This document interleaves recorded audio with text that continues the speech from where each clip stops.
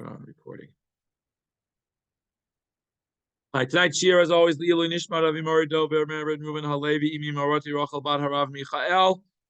This Shabbat happens to be Shabbat Shira, Shabbat parshat Beshalach, where the focus of the reading is the aftermath of the Exodus from Egypt through almost till they get to Har Sinai, which will happen next week's parsha, but some of the trials and tribulations of Bnei Yisrael as we leave Egypt. We're going to focus on the second half of the parsha after they've left Egypt, after they've crossed Yam Suf, after the splitting of the sea. They've sung this beautiful song, and we're going to focus primarily on the parsha that deals with the mun. Let's get rolling.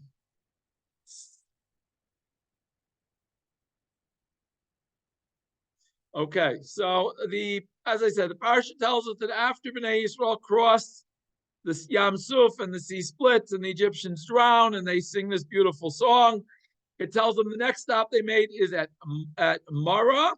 Right here, we read about that in Perek Tet Vav first. It says that Moshe causes Bnei Yisrael to travel from Yam Suf to Midbar Shur.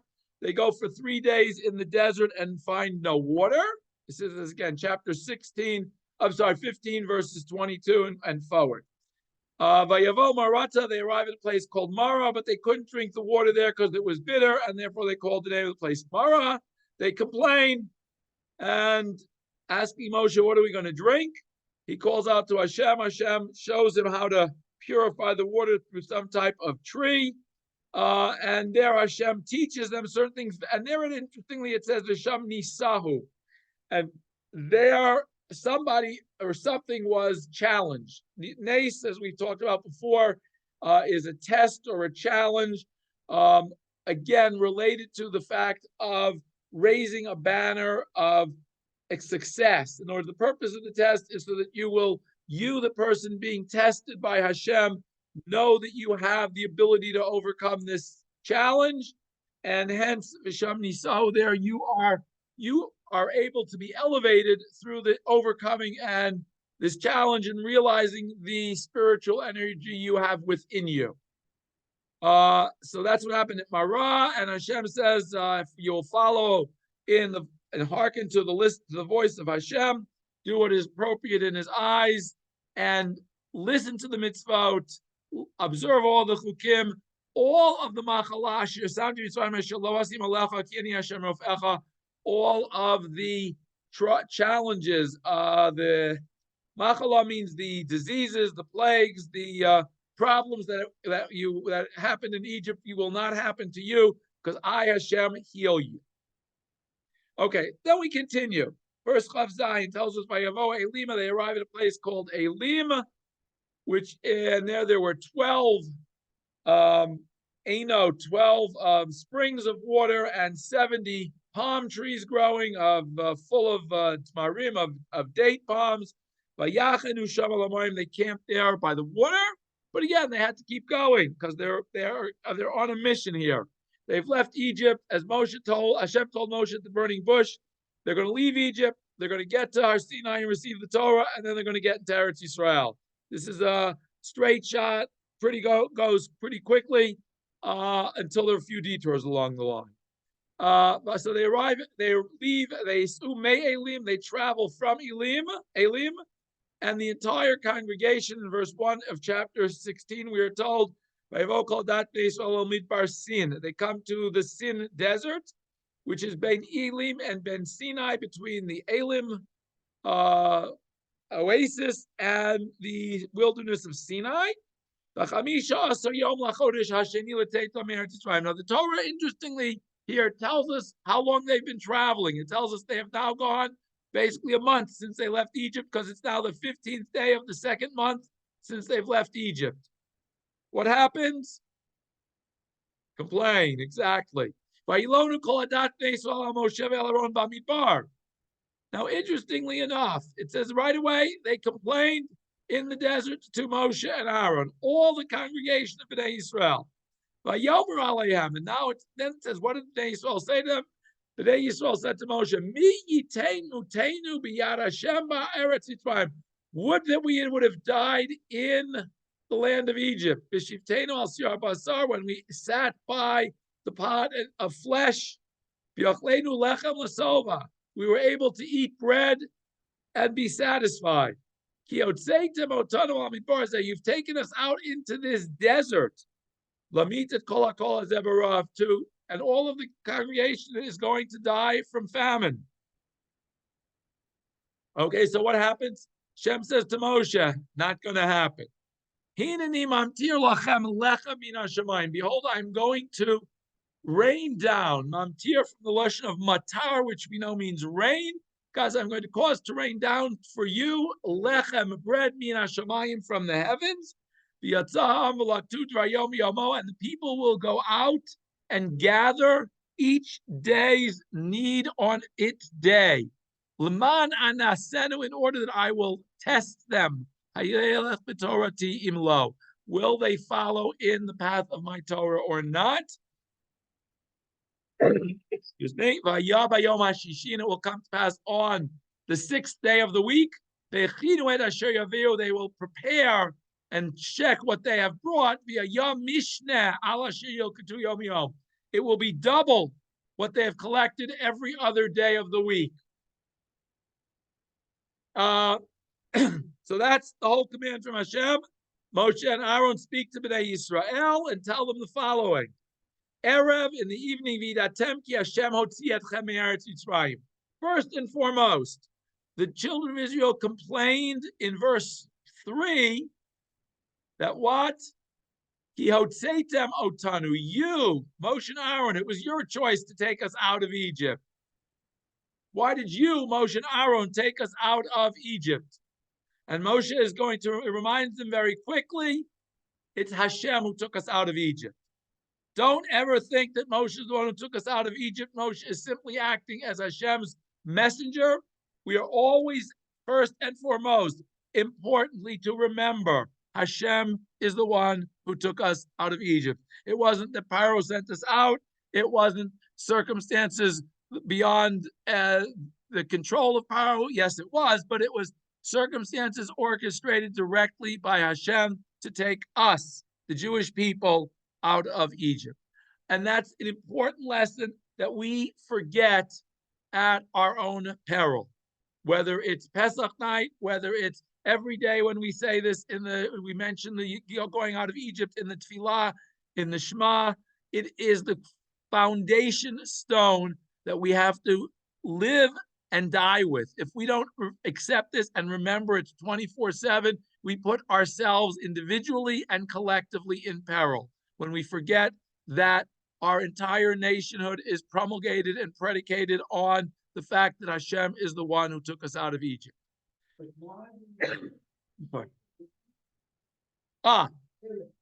Maurice's question, why does it say, great question. Yeah, we're going to get to that in the next verse. Maurice's question, why do we have two different stages here where we're going to see things? Firstly, it says Erev, in the evening, we will know that Hashem is the one who took us out of Egypt. Uboker, and in the morning, we will see the glory of Hashem. B'shamo et tlunoteichem al Hashem, when he has heard. Excuse me. He hears the complaints. The Nachnuma, we, Moshe and Aaron, who are we? We're not the ones you're complaining against. Why are you bothering to complain against them? When you complain against us, you're complaining against Hashem. Now, Maurice's question is, what does it mean, Erev and Boker? The commentaries will tell us very simply, and Moshe will tell us very simply, that we're going to have two different things that are going to happen on a regular going forward basis now. One, there will be meat in the evening. Two, there will be bread in the morning. Those two things are now going to accompany Bnei Yisrael on a regular basis for a specific period of time. When it's going to stop is a whole discussion. We're not going to get into that today. We're going to discuss about it's when it begins. It begins right here. Again, Moshe telling them that the following morning, Hashem is going to provide bread. And Moshe tells them in verse 8, Vayomer Moshe says to Bnei Yisrael, B'teit Hashem lachem bo'erev, when Hashem is going to give you in the evening, basar lechol, meat to eat, The lechem baboker lisboa, and bread in the morning to satiate you. Remember, two differences here. Meat, you'll have enough to eat a little bit, not to be filled, not to fill and stuff yourself with meat. Bread, you'll have plenty to keep you going. Why? Because bread is the key food here that you need to survive. Bishmo Hashem et tlunotechem, Hashem has heard your complaints, that you are complaining upon him. Again, v'nachnu ma lo aleinu tlunotechem ki el Hashem. We, Aaron and Moshe and Aaron, we're nothing. We're ma. What are we? We are only God's representatives here. If you complain against us, you're complaining against God. You need to remember that. When you're, unlike many leaders who are doing things on their own, Moshe and Aaron are simply doing whatever Hashem tells them to do. So they remind this to the people. They're going to be reminding them this for the next 40 years. They're going to be constantly reminding Bnei Yisrael. Hashem is the one who took us out. Hashem is the one who's leading, calling the shots here. You have a problem. Hashem is the address. And you have to do it in a respectful manner, not in a disrespectful manner. Okay. Moshe tells Aaron to tell all of Bnei Yisrael to approach God because he's heard everything. When Aaron speaks to the congregation, and they turn and face the desert, behold, Hashem's glory is visible, so that everybody knows that Hashem is going to address the needs of the people. And that it's important for us to realize, as Moshe tells the people, yes, okay, you need food, understood, Hashem will take care of it. How does Hashem take care of it? Is the following. Hashem tells Moshe the following. I've heard the complaints of Bnei Yisrael. Tell them the following. Every afternoon now you will eat meat. In the morning you will be satiated with bread. And you will therefore know that I, Hashem, am your God. Not only am I your God that created the world and took you out of Egypt, but I'm here to keep and watch over you and make sure that you survive to fulfill your destiny. So there's a lot more. Every time we have a Ki Ani Hashem Elokechem, it's not just Hashem as the creator. It's not just Hashem as the taker out of Egypt. It is Hashem who every day is always there watching over his people. Even when trials and tribulations are happening, even when things aren't going as smoothly as we'd like them to go, doesn't mean Hashem isn't watching over us and taking care of us. We have to understand that our relationship with HaKadosh Baruch Hu is based on us, because Hashem will act with us, toward us, the way we act toward him. It's a very reciprocal relationship. When we ignore Hashem, Hashem ignores us. When we are there focusing on our relationship with Hashem, Hashem is focusing on his relationship with us. Okay, the parsha continues. In the evening, the slough comes down, verse 13. It covers the camp. And in the morning, there was a layer of dew around the camp. And when the layer of dew begins to evaporate, we find on the face of the desert, there is a light coating. And in verse 15, it tells us, Bnei Yisrael saw this covering under the dew. Vayamu ish elachiv, each one said to them, manhu, man. It is, well, we translate it as manna. Kilo yadumahu, but really, man is really, we're not sure what it is. Man is almost a corruption of the word ma. What is it? Because they didn't know what it was. They didn't know what it was called. So we call it man. Vayomer Moshe Aliyah, Moshe tells them, Hu alechem asher natan Hashem lachem liachla. This is the food that Hashem has provided for you to eat. This is Hashem's command to you. Liktu mimenu ish lefiu achlo. Each person is to take a portion of as much as he's to eat for a day. Omer lagulgoles, 1 omer. And omer, by the way, we're going to find out later on, is 1/10 of an ephah. That much per gulgolet, per head in your household. Mispar nafshotechem, the number of souls in your family. Ish lasher balo tikachu. Each man has to go out and collect for the whole household. Women don't go out and collect. Children don't go out and collect. Only the heads of households go out and collect, but they collect enough for every member of the household. That's what they did. They collected it, they amassed it. Those that collected a lot, those that collected a little, depending on how many members of the household there was. By the way, the household includes household servants. By Yamodu Omer, they measured it through the Omer of Lohadif Hamarbeh. There was none, excuse me, there was none extra for one who took a lot, and there was not lacking for one who took a little. Each lefi achlo lakatu, each one took and collected as much as they needed to eat. Vayomer Moshe alehem, now Moshe gave them another command. Ish al yoter mimenu ad boker.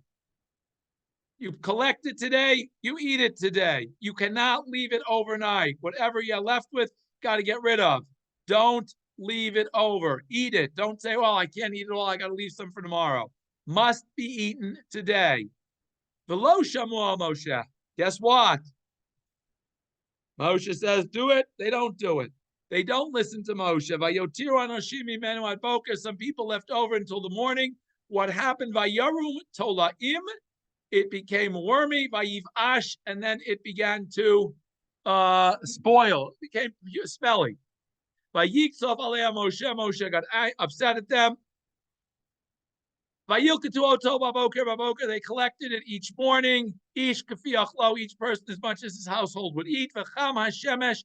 When the morning sun shone on it and it heated up, v'namas, it would melt. Whatever was left, whatever didn't get collected, would melt.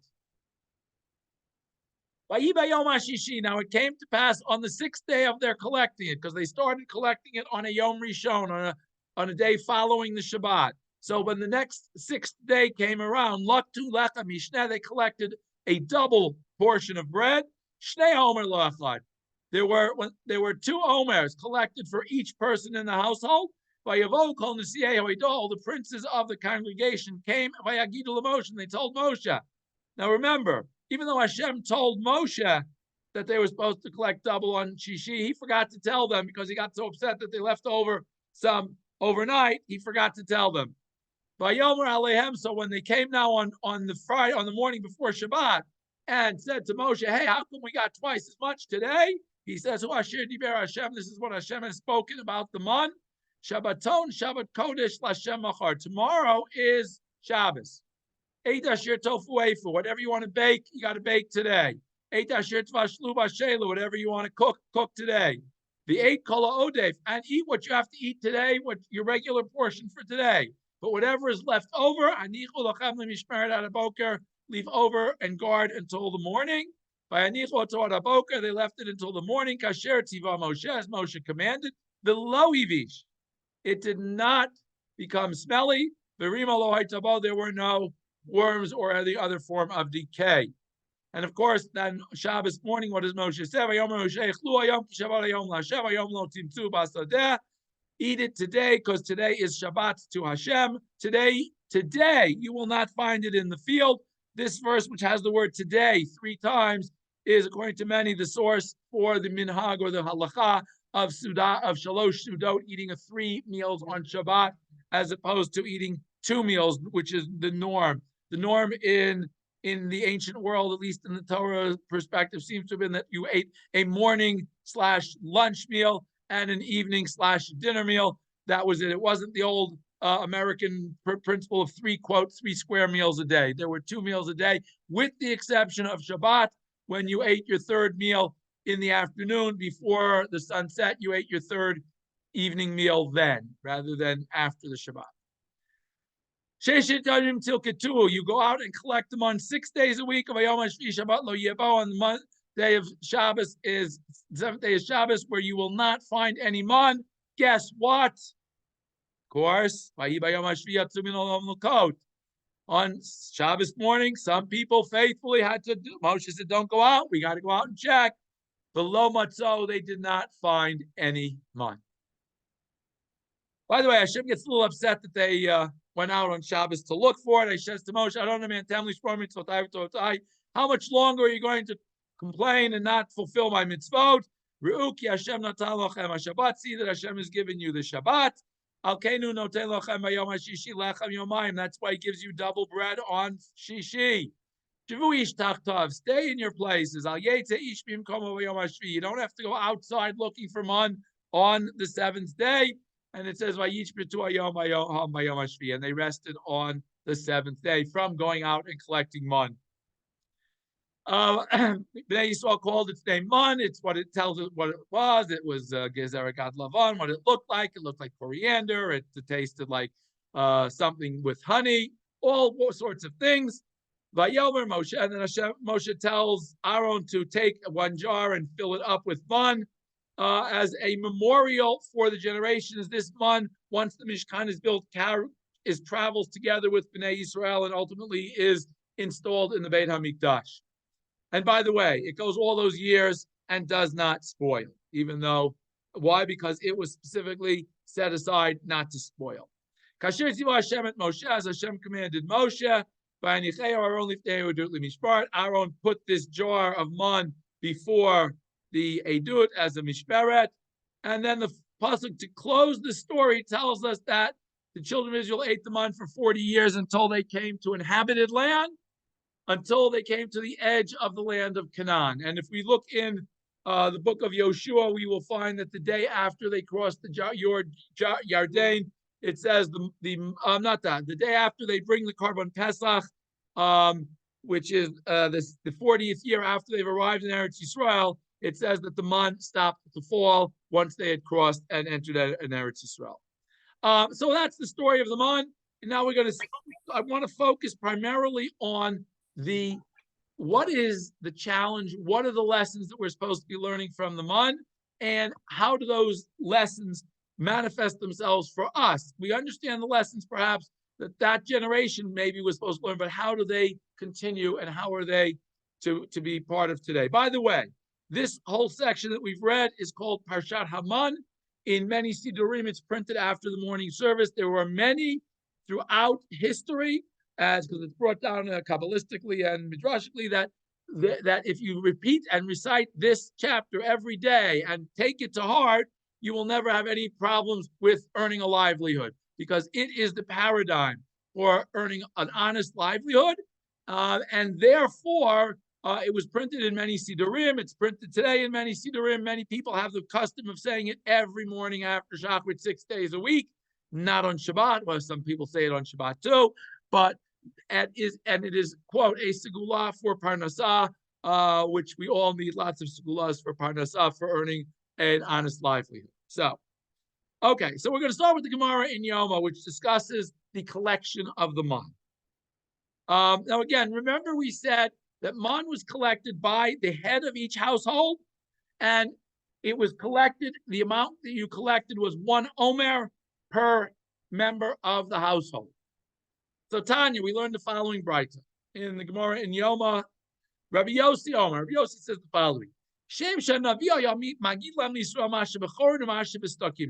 like the Nevi'im in the time that there were Nevi'im had the ability to reveal to the Jewish people what were in cracks and crevices in different places, things were hidden some places. So too, the man, people were able, through the use of the man, to discern hidden things.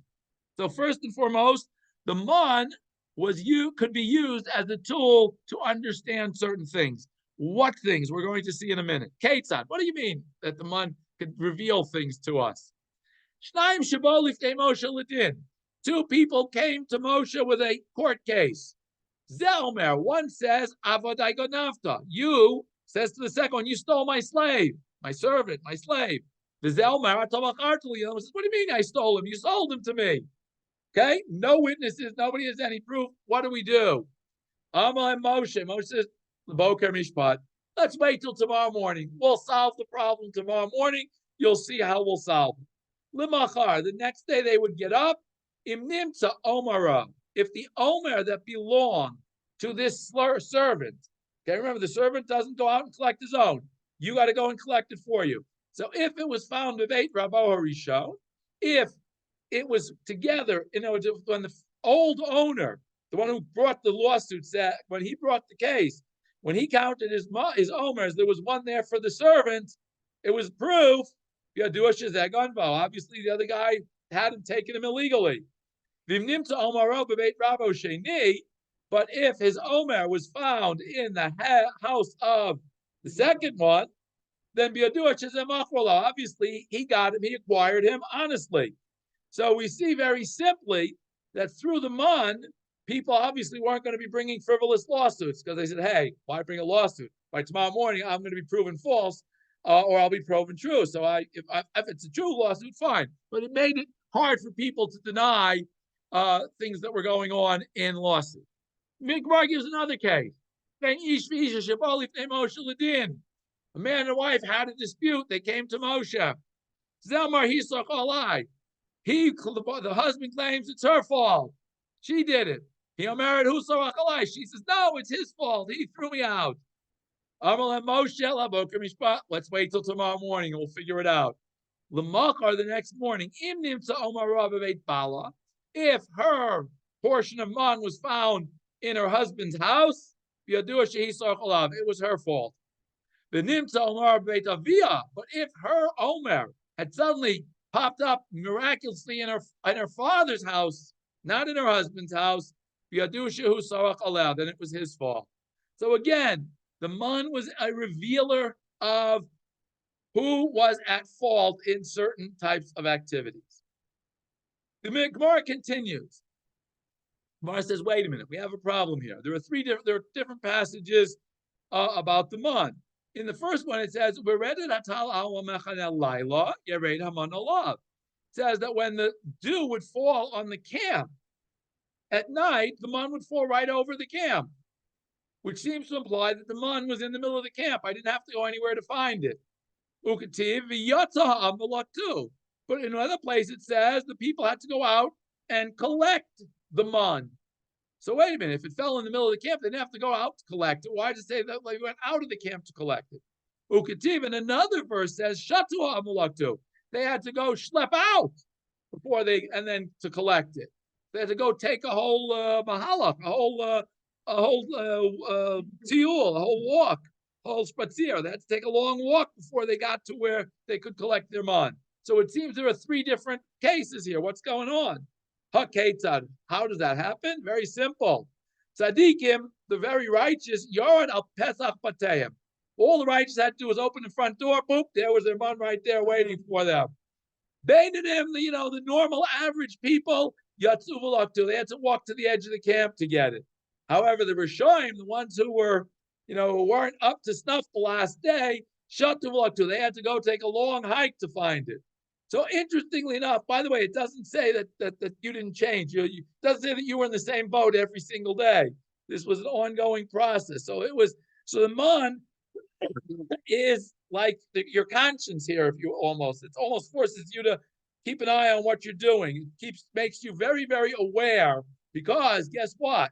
When you go to when all of a sudden one morning you don't open your door, you open your door and it's not there after it was there the last week. And all of a sudden, you now got to walk to the edge of camp. Everybody sees you walking to the edge of camp, says, wait a minute. He must have done something wrong. And vice versa. If you used to have to go schlep all the way out there and suddenly now you don't have to, people suddenly get, hey, it's finally getting the lesson, getting the message. So interestingly enough, at least according to this medrash, tells us that everybody had to parade in front of everybody else what their relationship with HaKadosh Baruch Hu was directly at first thing in the morning.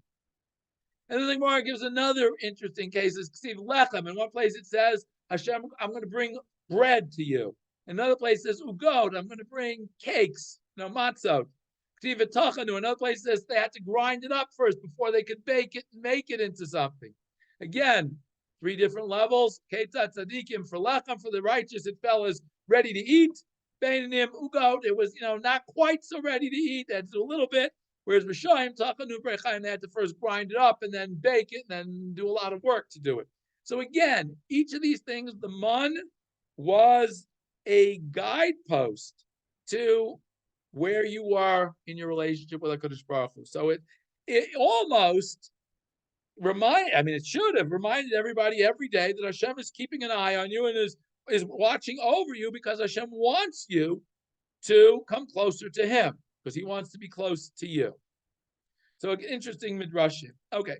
Now the other thing, as I said, so the question really is, what is the challenge of the man? I mean, from this Gemara, it seems the challenge of the man is retaining your righteousness because you don't want to have to face everybody else, I would think. So I don't know that that's very much a positive thing. It's almost a negative thing. It's almost like, gee, I got to be on my best behavior because otherwise the man is going to tattle on me.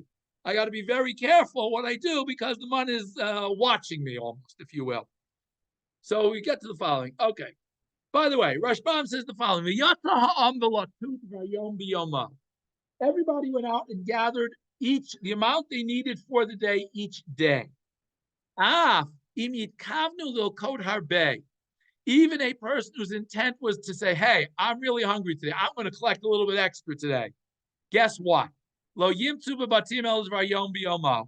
you get home, it's not going to help. You can think you're collecting all you want, but by the time you get home, it's going to be the exact same amount, whether you pick up a lot or you don't pick up a lot. Each person could only take as much as they needed for every member of their household. If you tried to take more, all you were doing was creating extra work for yourself that had no value because it didn't get there. When it got home and you measured it, it was the appropriate amount, 1 omer per person in the household. So Rashbam says, so if that's the case, what is the challenge of the month? Mitoch, and here he says very, very clearly, Mitoch shebachol yom v'yom, einayim teluyot l'mizonoteim elai. Because every day you had to go out and you had to look there and say, okay, God, I'm counting on you to have bread for me. I know you said you'd provide it, and I'm counting on you, so it's going to be there. Through the fact that they know they're dependent every day for their bread, they will believe in me and they will follow the path of the Torah. As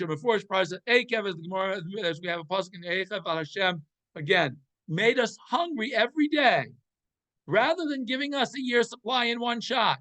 He made every day you had to go out, you had to collect it, you had to be worthy of it.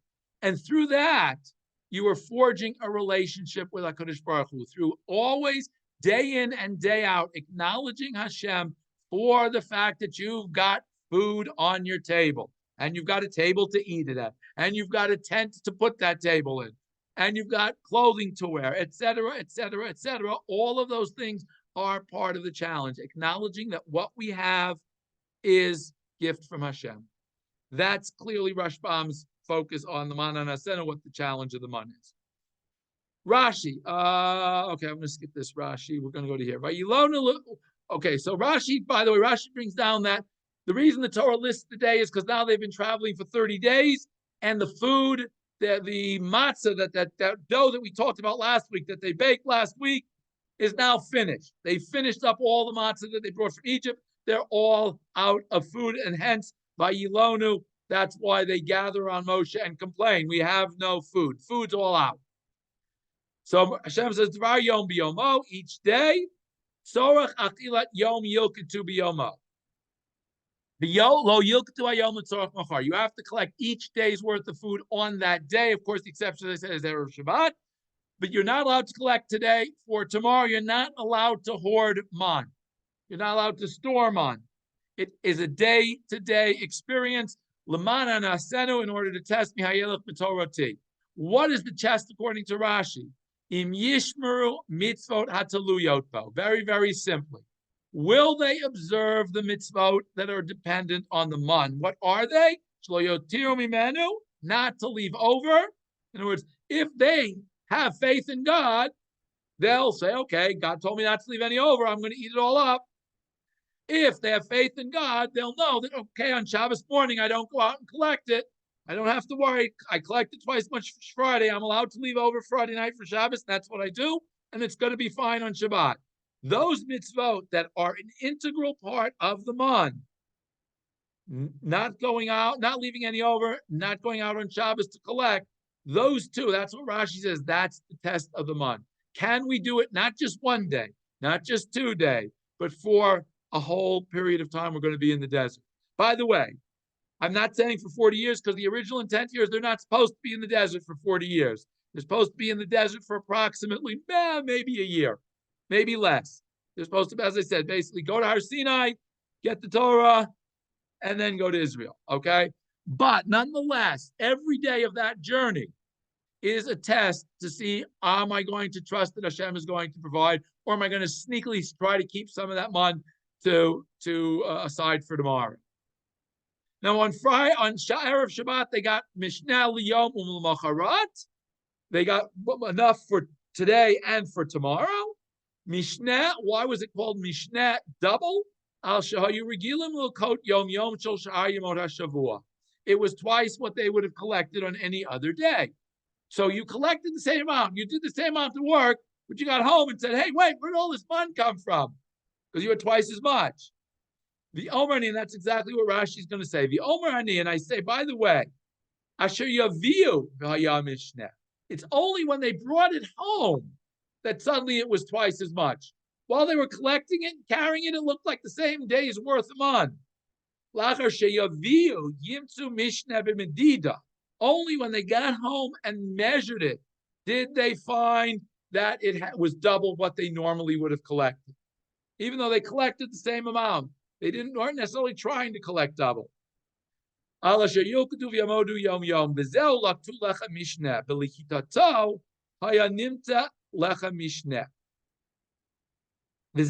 what it says.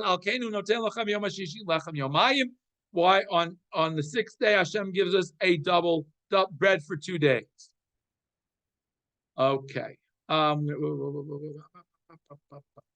Okay. Good. I'm sorry.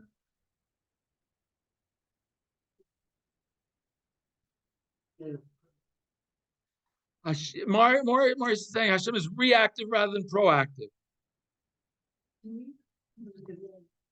Yes. Okay.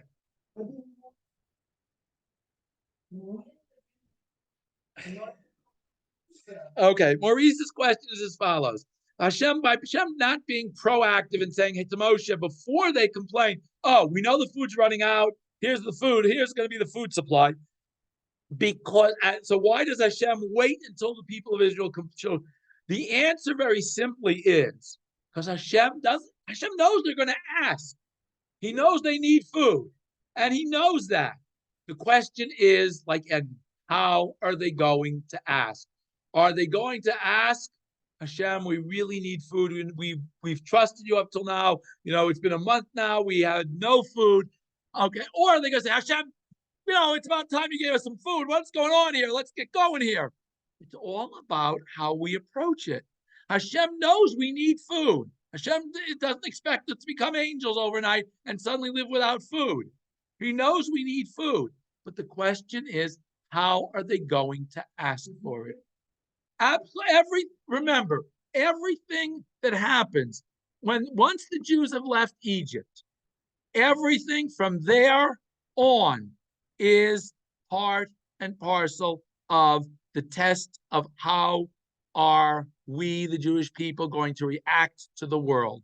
God said when we left, when we were in Egypt, God says, this one's on me. When you get to the sea, God says to Moshe, this one's on me. This is still part of leaving Egypt. Once they finished crossing the sea, that's it. The free party is over. God says, from now on, you got to earn it. And the way we earn it is by acknowledging God, by realizing that everything we have comes from God, and by asking appropriately and not fetching about it. That's the key. That's the whole point that Hashem is trying to instill in us. Rashi is saying the whole purpose of the man is to instill in us. Hashem says, please don't do this. Don't do it. Trust Hashem for once. Don't be like Adam who says, God says, don't do it. I got to try it. I just have to try it. The human nature, and that's the challenge of being human. Human nature is we want to experience everything. And Hashem says, there are certain things I don't want you to experience. You have to trust me on some things. Are you willing to trust me that this is something you shouldn't be experiencing? That's our challenge as human beings. every day, every minute of every day. That's the whole challenge of the month is how am I treating people so that when I get up tomorrow morning, am I going to have to end up walking to the end of the camp or am I going to have the money, waiting in my usual place? Okay. How am I going to do? How am I going to feel about that? These are all part and parcel, okay, of what Hashem wants us to do. Okay. Okay. Okay, I'm going to skip here because it's later than I think. As usual, I always do this, leave too much. Okay, we're going to go to Sforno next. Remember, so far we brought down Rashbam's opinion is that the test very simply is, am I going to trust God? Rashi's test says the test is, am I going to keep the mitzvot involved in the month? Sforno says very simply, Leman anasenu, what is the test? Below tsar. When I get my food and I get everything I need, all of my basic necessities on a silver platter, handed to me, how am I going to respond? What am I going to do with all that free time I have? As the Chazal tell us that the only generation that merited to receive the Torah was the generation that ate the man. So by eating this man and becoming so connected through the spiritual food and having all of this food handed to them, they were able to dedicate themselves to Torah, to learning Torah. How successful were they? Great question. Can't answer that question. But that's what Sforno tells us. What is the test? The test is when you've got everything, when you've got all the food you need and the shelter and the clothing for the rest of your life. What do you do with your time? Do you still keep, quote, putting the pedal to the metal and working 24/7 to make more money and get more things and buy more toys? Or do you say, you know what? God gave me all these things. What am I going to do for God who's given me all these things? How can I forge a different kind of relationship with God that doesn't revolve around being in the office all day? Being a go-getter all day in terms of stepping on people or trying to squeeze every penny out of every transaction. How can I take the things that Hashem has given me and use them differently? That's what Sforno says. That's the whole challenge of the month. God is giving you your food, clothing, shelter, everything you need without any hassle, without any problem, without any 9 to 5. How are you going to respond? What are you going to do with your time? That's Sforno's take. B'chor shor.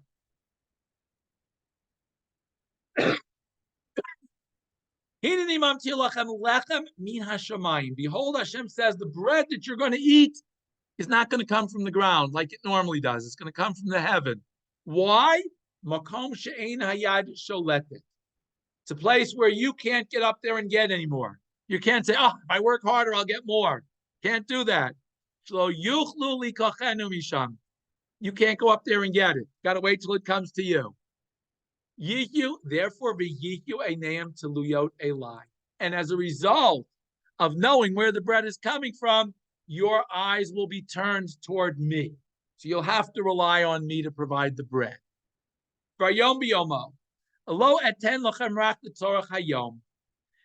Since I'm not going to give you a whole year's supply or a month's supply or even a week's supply in one shot, I'm only going to give you a supply every day. You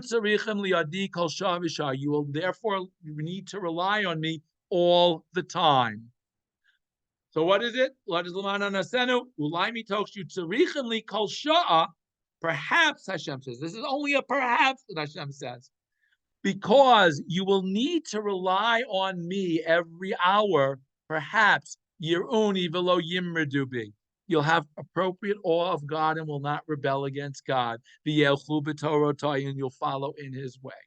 So again, the lesson of the man, the challenge of the man, is realizing that we have to rely on Hashem all the time and always for everything that we have. Again, all sorts of different lessons from the man. Please, Kuni. Okay. So Kuni asked the question that everybody asks, but he asks it openly. He says, V'im Tomer, Provide a whole bunch of bread for about a year or 2, 3 year supply in one shot. Why are you bothering Hashem? You got to trouble yourself every day to make fresh man. Shuva ledavar. What's the reason? Leman anasenu hayelech b'torati imlo. Imlo atzavelohem. I'm going to command them. Lo yotir mimenu ad boker. Not to leave any over until the morning. Hamota harimchuser amana. One who leaves, if Hashem has told you don't leave any over, one who does leave over obviously is lacking faith in God. If God says, "Don't have to worry, it'll be there tomorrow," and you say, "I better leave a cupcake in my pocket just in case I starve, so I won't starve tomorrow," that's not trusting God. One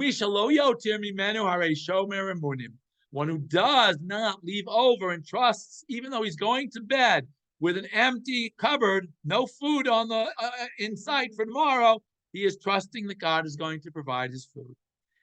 In this way, he will acknowledge that the same God who creates the world and creates another day tomorrow will create my needs for tomorrow. Kan Elazar Modoi said,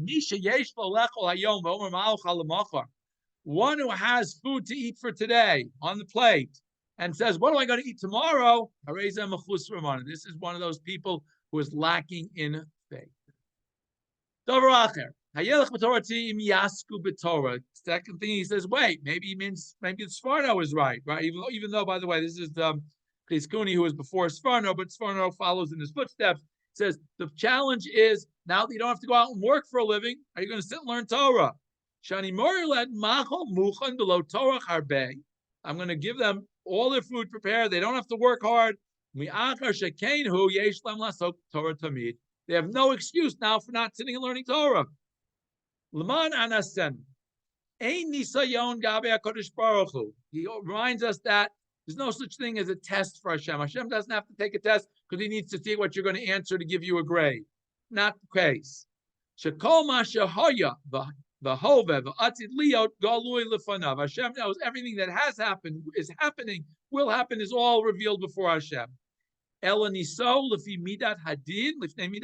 challenge is before court of justice. That is always saying, "Hey, what kind of people? God, you're doing all these miracles for the Jews. They don't deserve it."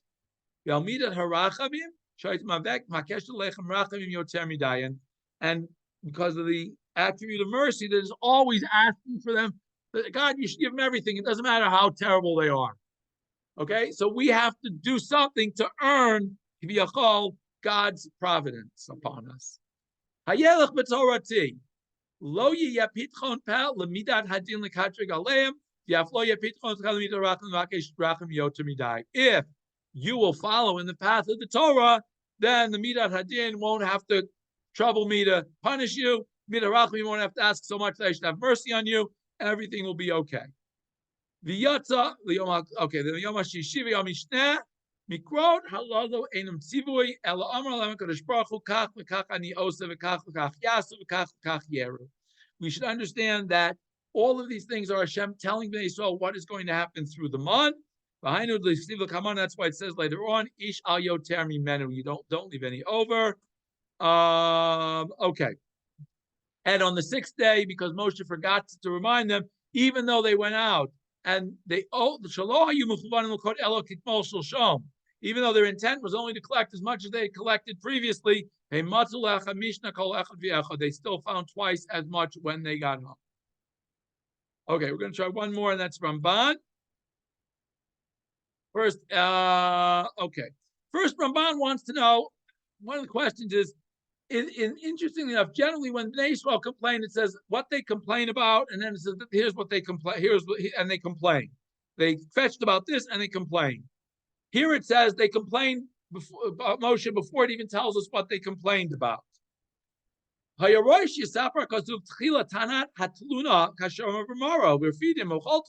other place the Jews complained, it first mentions what the complaint was. But here it says, they just complain. And therefore Ramban says basically what they were complaining about was legitimate. They had no food. They had run out of food. And that's why he brings down Rashi that they had run out of food, the food had run out, and that's excuse me, and that's why Vlazello appears Plunotam. That's why he did not have to explain what they were complaining about, because it didn't explain this special nace that the food that they brought from Egypt lasted longer than it should have. It lasted 30 days. It shouldn't have even lasted that long. And Raman already has explained why certain miracles are mentioned in the Torah, other miracles are not mentioned in the Torah, they're only alluded to in the Torah. But Ramban is going to disagree with Rashi that was what they were complaining, that's why. The Al-Dati, he says. The Torah begins with Vayavo el Midbar Sin, that they came to Midbar Sin. It says that on the 15th day of the second month, they arrive at Midbar Sin. Why is that important for us to know before it tells us about the complaining? Lodia Taluno Tum, because this was exactly what they were complaining about, that they had now arrived at Midbar Sin. What does one have to do with the other? Ramban is going to tell you. Ki bevoam el Midbar Sin, when they arrived at Midbar Sin, now they already traveled. They've been traveling a month since they left Egypt. They're pretty far into their journey already. Amru, they suddenly say, Manochal, what are we going to eat? Mayas Midbar Hagadol. Now we're entering a whole new desert here. Midbar Sin is another large, vast desert we've got to traverse. They didn't know they were going to have to traverse another desert. They thought after 30 days they were finished. They were ready to reach where they were going. Oh, they